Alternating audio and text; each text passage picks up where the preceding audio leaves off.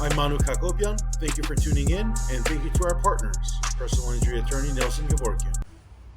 Edmond, we're here at the Glendale Fighting Club. You're home for the last 2 decades, and a lot of champions have come and gone through here, Ronda Rousey being the biggest one of them all.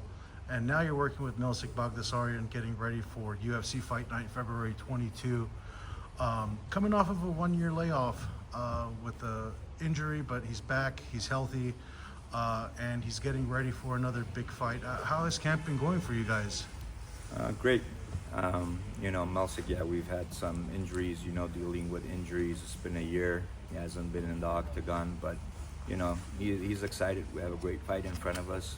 John Silva, very good fighter, It's going to be a great matchup, I believe, and he's excited, he's healthy. That's the most important, that we did the whole camp and we've been injury-free this camp. So he's in tip-top shape and we're ready to go.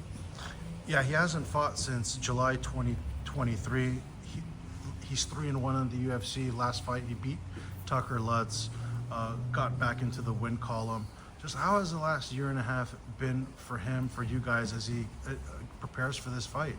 Yeah, injuries for any athlete, it's the worst thing, basically, because that's what they make a living with, is just fighting, and he's 33, Melsik's just turned 33, so I think, it's not good when you get injured, of course, at that age, but he's been healthy and it's been tough, but, he's been positive about it. We try to, keep training. He had injuries that, we had to take a month off, so on, but at least we got some work in, working on tactical stuff, watching, learning more mixed martial arts, because we know he's more of a striker, kickboxer. So, the time off he had when he was injured doing rehab, we still put some time into mixed martial arts and, learned, studied, watched some fights together, on the Saturdays that we had UFC night, fight nights and UFC cards. I would get together with him and watch the fight and analyze fights and talk through,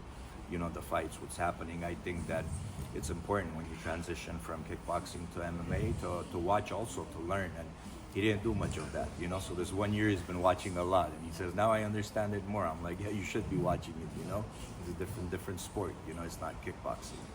Yeah, absolutely. I had the pleasure of calling a lot of his fights for Lights Out Extreme Fighting back in the day when George was putting on shows in Southern California. Obviously, Melsik graduated to the major leagues with winning the Dana White Contender Series, and also, this being his 5th fight in the UFC. But he's a major underdog against John Silva, 14-2. This is not going to be a walk in the park for him.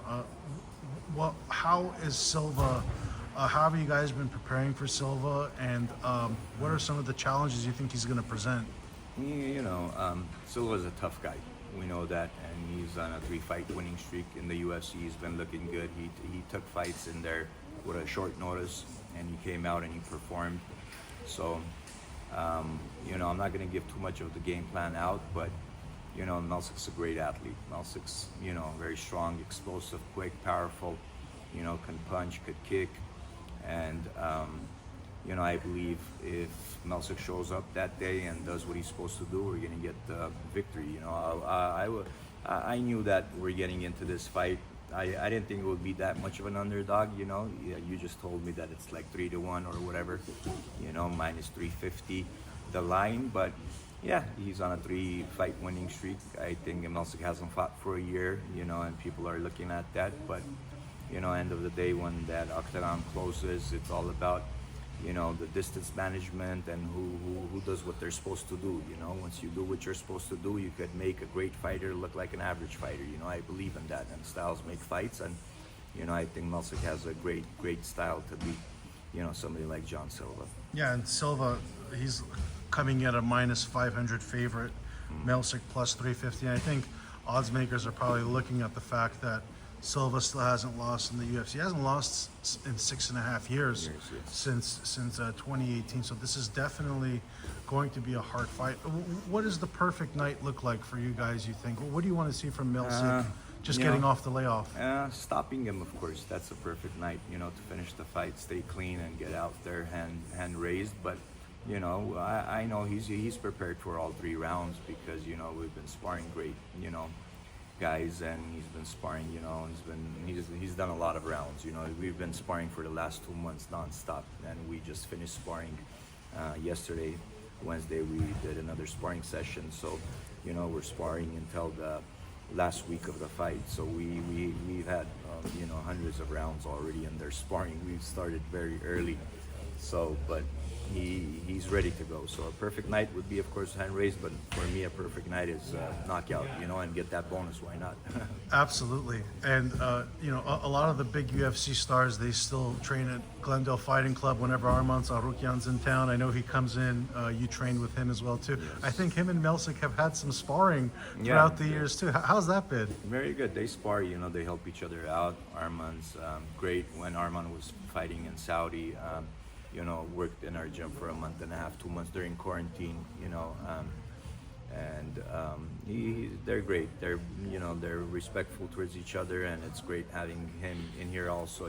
Whatever I could do to help him, I do. And he helps Melsik, of course, with the wrestling side, and Melsik helps him for sure with the striking side, So each one of them have their good sides, and I think it's a great mix when they train together. They help each other out for sure. And it's kind of like a golden age for Armenian MMA again, right? Back in the days when Manny Gamburian, who you were training, a lot of the guys, Karo Parisian, Roman Matichian, whoever was fighting in the UFC at that time. Now we have, Edmond Shabazian, who used to train, who started his career at Glendale Fighting Club, Armen Petrosyan, Isaac Dolgarian. There's a lot. Like five fighters. There's a lot of Caitlin Chugakyan, of course. That makes it 5. There's a lot of Armenian fighters, and Dana White recently said he would be interested and open to having a fight night in Armenia. What would that be like for you? I know you were with Victor Archinyan when he fought in Armenia. I think that'll be great because we're close to Russia. A lot of fans will come from Russia, Armenia, and Iran, very close. They could all come and support. I think it'll be fun. It'll be great. I think we need a champion first, and then after, once we have a champion, Arman, Melsik, whoever wins the title, of course, then we could think about that. But yeah, when Dana says something, I think he does it. So let's see. You've trained obviously champions throughout the years, Victor Archinyan, Ronda Rousey, like we mentioned. What do you think makes Arman championship caliber? He's hard. He works hard. He trains hard, but he's very tough, very durable. We saw the last fight with Oliveira. You got the guillotine and from the first round, that guy's not gonna tap. So he's got a strong heart, strong will, young, hungry, and he's a great fighter. And he's learning every time. The times I've worked with him, every time he comes back the next day, he doesn't make the mistakes, that I've told him, fix this. And honestly, every time he comes back, he's a new person, So I think an athlete's a student's supposed to be like that. If you want to be the best in the world, you got to be willing to learn every day. And he learns, and, he's got tremendous heart. So that's what makes him special.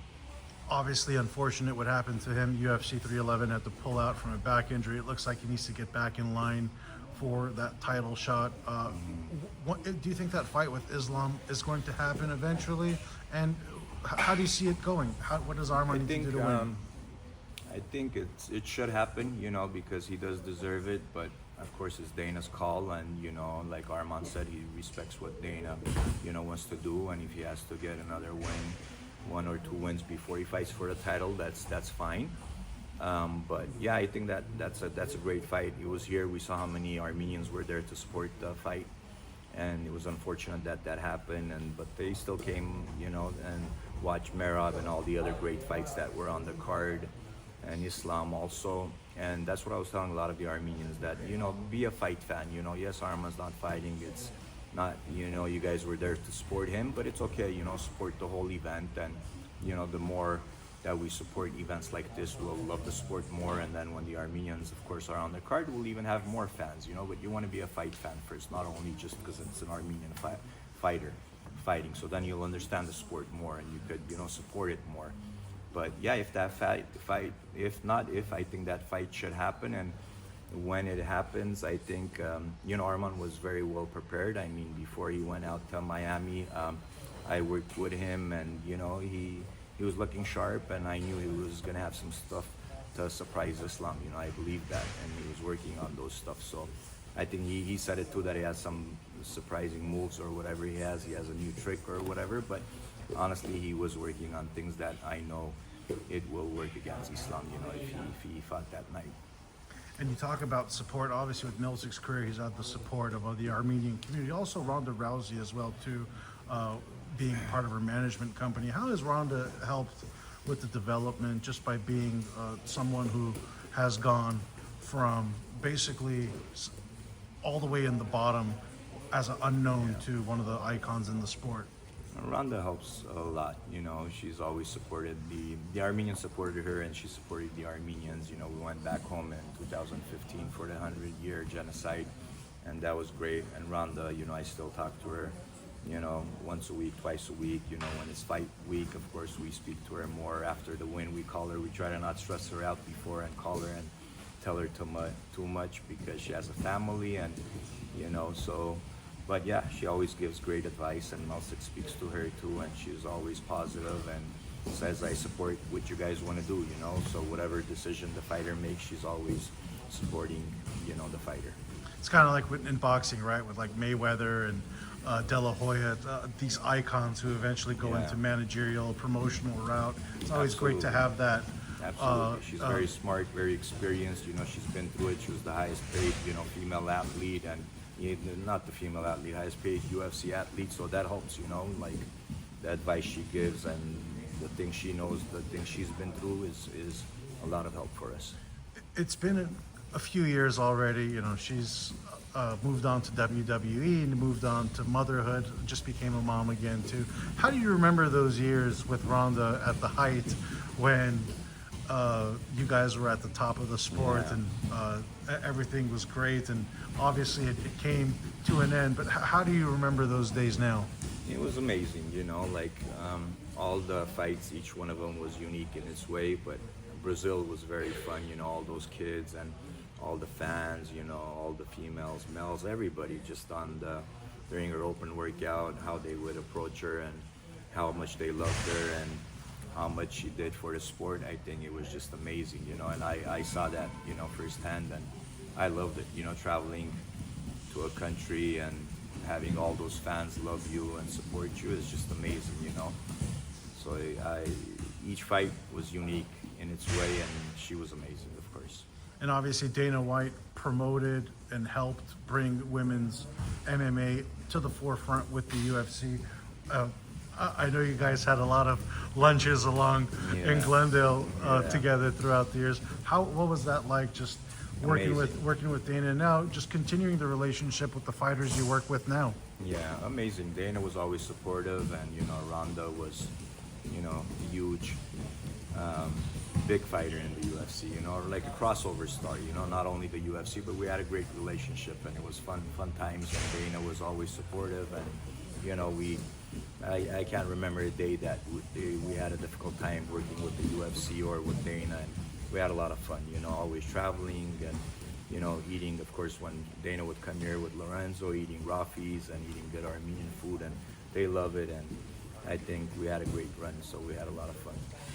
Absolutely, and now you're continuing the run with Glendale Fighting Club. You also have a card shop, Blue Sports Cards, whoever's in Los Angeles County should check it out, especially with an event February 22. We know Melsik is fighting in Seattle, but at your card shop, your partner hosting a special event with Merab Dvalishvili, bantamweight champion. Please tell us about that. Yeah, we're not going to be here. I'm not going to be here, but Merab, that day was good for him to come out and, do a meet and greet. So I said, that's fine. I spoke to his manager and I said, that's perfect. I don't have to be here.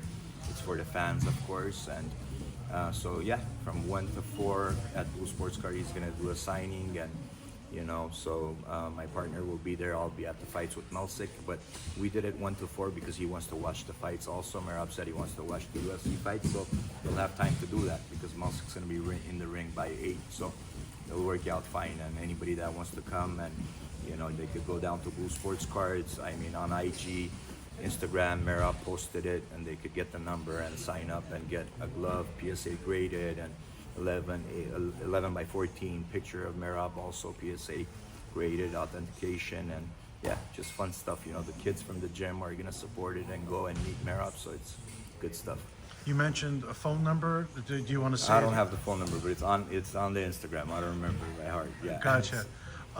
Any last words, Edmond? Obviously, we can talk for hours just based Yeah. off of the. Nothing. Just thank you, Manouk Akopyan, for always covering, you know, everything, all the great athletes, all the, you know, Armenian fighters, but that's it. Thank you, and you know, next week we're gonna have a great night.